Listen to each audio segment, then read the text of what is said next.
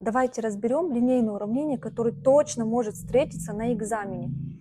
Это линейное уравнение. Как определить, что это линейный вид уравнения? Смотрим. У нас x везде, где бы ни находился, в первой степени. Когда x находится везде, во всем уравнении, где бы он ни стоял в первой степени, то такое уравнение называется линейное. Чтобы решить линейное уравнение, надо все x отправить влево, все, что без x известное, отправить вправо. 2х спускаем.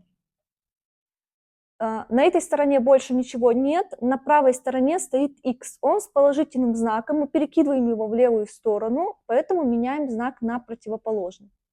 Дальше равно, минус семерку спускаем, здесь на этой стороне больше известного нет, идем на чужую сторону, на левую сторону, смотрим, что здесь известное, это четверка, она с положительным знаком, забираем ее с отрицательным.